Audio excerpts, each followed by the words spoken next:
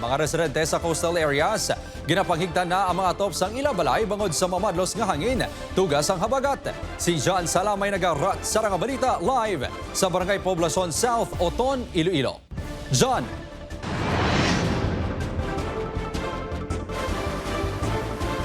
Kim, padayon yung mabatsyagan ang epekto sang baskin pabaskog pa nga hangin na baga tuga sang Bagyo Inday. Ginhingagaw na day Chelsea nga mahigta ng atop sang ilabalay dito sa Barangay Poblacion, East Oton, Iloilo. Bangod sa mamadlos ka hangin kagabi, naguba ang porsyon sang ilatop. Gakidan kami sir sang galupad-lupad nga ato. Gaano lang bala kay hangin nga daan. Napreparar lang mo. Naka-alerto naman halin pa kagabi sa Day Mary Joy.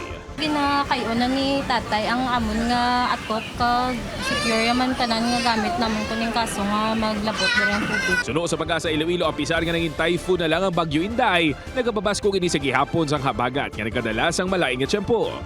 Apisar nga naghina ang bagyo, ginabisuhan sang Pag-asa Iloilo ang mga residente nga nagapuyo sa mga coastal area, ilabi na sa Southern Iloilo kag sa probinsya sang Antique nga padayon nga magaligman.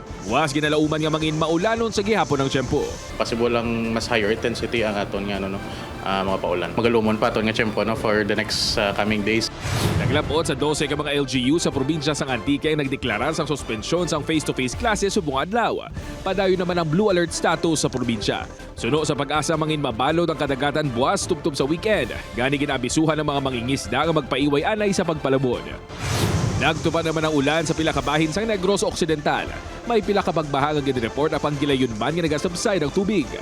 So balubantayan ginato na aton nga mga flood prone areas kag ang aton man nga mga landslide prone areas no kay laban-laban sila ginang apektado.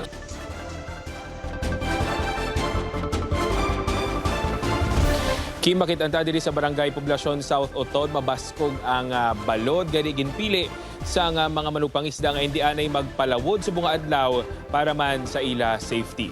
Kim. Madamong gid nga salamat, John Sala.